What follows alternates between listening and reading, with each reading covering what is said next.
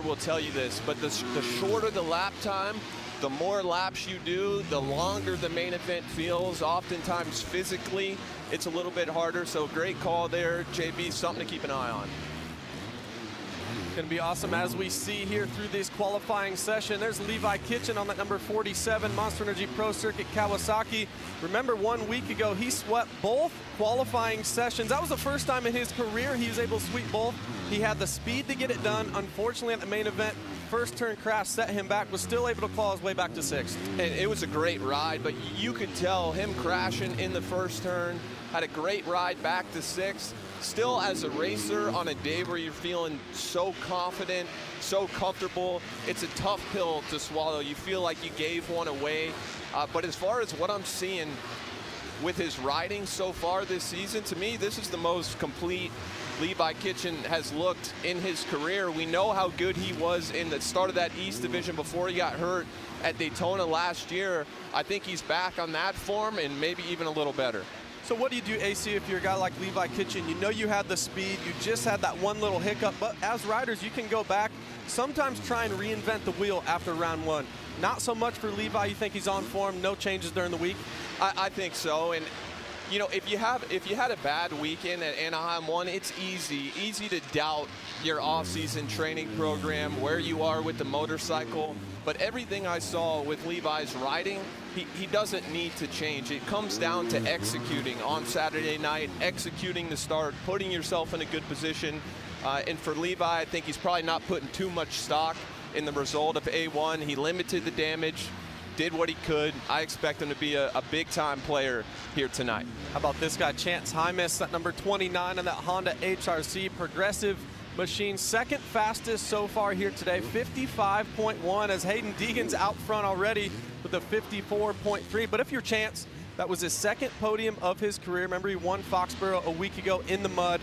That had to be a huge confidence booster for Chance. Yeah, you would think, and this is a guy that we've seen be so elite in the outdoor portion of this SMX World Championship. And anytime you see that much talent on a motorcycle, I don't care if you're riding in a field, you know the guy is going to turn a corner at some point in Supercross. And I largely think his results so far in Supercross have a lot to do with just staying healthy. He had a great offseason, like Weege mentioned there at the top of our show, and he looks very confident. He's a guy, he's got such great technique on the motorcycle. He gives himself a great template for success. So he's getting the day started off great here. P2, as you see him start another fast lap. And JB, that section right there, those whoop sections, that's going to be fun to watch today. Yeah, it's going to be really, really challenging as he goes up over this over-under bridge. This is going to be interesting, too. Some guys going outside right there. I'm not sure if you can get triple out of the corner. Chance elects to go inside, roll double-double. And then this right here. Chance actually rode yesterday during press. He rode this section and this next right here. Watch, he's going to go over the table. Then he's going to go triple, and this triple right there, that one's tough. It goes from a small pocket over a big, then into another really tight pocket. So that's challenging to get every single lap. It is challenging, and look at Chance, especially through the turns. What I love about his technique is you always see his arms are really far away from him. So it puts him in a position of strength on the motorcycle that allows him to carry a bunch of speed entering these turns. Hymas went 55.1, so he's second fastest right now, as we've seen Hayden Deegan throw down a lap as well. He goes a 54.3. Oh, that's pretty quick. 0.8 of a second faster than everybody on track. Ryder D with some style over the finish line there, P2. And for someone like Ryder D, what I love, not just the fact that he got a podium last week, and it's how he got the podium. Hayden Deegan was coming through. He got to 4th, and he was only a few seconds behind Ryder D, but Ryder threw down. He's the fastest guy on track with about 2 or 3 laps to go, and I love to see that fight from Ryder. Now that he has a little bit of confidence, I expect that to kind of snowball into some more results, some more aggression with him on track. Max Anstie so far 8th overall in this session. Looks to be rolling around. Deegan right here through the whoops. Comes in decent, nice, up over the bars, gets over that last whoop, table over. Oh, yeah. And then he wheel taps out. Yeah, you know, when we were riding yesterday, I thought about doing that, Justin. I thought about doing that. A little risky for this old dog, but Hayden Deegan making it look easy. And the interesting thing is Hayden Deegan actually has this replica track at his new property. Now, that doesn't mean a lot because we've all built replica tracks. It doesn't mean that everything's exactly to scale, but there is some sort of confidence coming in if you're Hayden Deegan thinking, you know, I've been riding this track all week. I'm going to be good to go. Yeah, absolutely. Just makes you feel a little bit more comfortable. And I think these guys, the off-season, the track you're riding at a training facility, it's so difficult, like you said, to replicate what it's going to be like on Saturday nights. But to have a similar layout, you kind of get an idea of what you're working with. And so far, it's working for the one. He looks good. That lap from the 61 of Anstey bumps him up to 6th right now.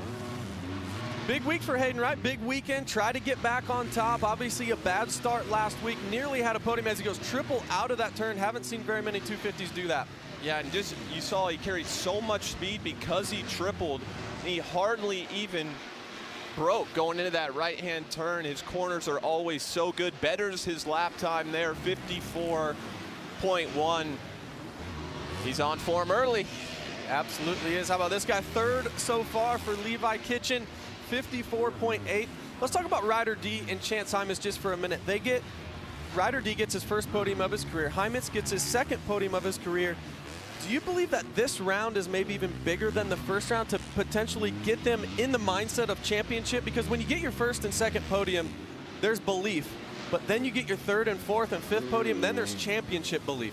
I can only speak from experience, but when you do something one time, it's great, and you definitely take some confidence from it, but those lingering doubts are still in your mind until you back it up. If they're able to come here this evening, get back up on the box, that is going to fast forward their progression faster than anything else could. I think the key for them is to come out here and not try to do too much. Don't get too excited from that good result at Anaheim 1 and come out here and get outside of your normal process. You got to stay within yourself, and they obviously know what they're doing. All right, let's see the 47. He is starting a fast lap right here. 54.1 is the target for Levi Kitchen to try to hit for this lap. He's 3rd right now. He needs 7/10 of a second. Let's see if he can get it. And you saw in that 2nd set of whoops after the table single, you saw Levi skim them. We saw Hayden Deegan wheel tap all the way into the corner earlier. And what I love about the wheel tap is it really gets you settled. You're able to cut lower in that bowl corner. See Levi just go a little long on that table single, still able to comes up just a little short there. And right now on this track, JB, still a little wet, a little loose in some spots. See Levi make just a small mistake, comes up short on that triple. Looks to be a pretty decent lap. Let's see, what is it? He goes to P1, 53.6. Wow, what a lap time from Levi Kitchen. I'm not gonna lie. Oh, as you see him just messing around in those whoops, jumping, is able to jump on top of the tabletop. So for the guys that are gonna go to jumping these whoops, that's something that we gotta keep an eye on today. Is if they can hit the last whoop, jump up on the table, potentially get off of it, stay lower to the ground. But I'm not gonna lie, I did not see, I watched that lap from Levi, I thought it was a good lap. I didn't think it was great, and that's good. That's good because it didn't look like he was going that fast, which means it's very repeatable for the 47. Ryder DiFrancesco on screen right now, that number 34. Rockstar Energy Husqvarna team looks to be on a fast one right now. He's 3rd right now so far and looks to be confident. Love the body language on the bike. Yeah, you see, just got off. Little off balance, a little to the right there, took a foot off, tried to get himself back on track, looked like he was headed towards the tough blocks. But Ryder D, I remember even kind of towards the end of outdoors last year, even when he wasn't in peak race form, this guy knows how to throw down a heater, JB. He's got some raw speed in the tank. Yeah, I'd love to see Ryder D ride out there. How about this guy, the 1W, your defending Western Division 250 Supercross champ from a year ago. 2nd right now. Is he going to have time to throw another one down? He does not. Looks like the check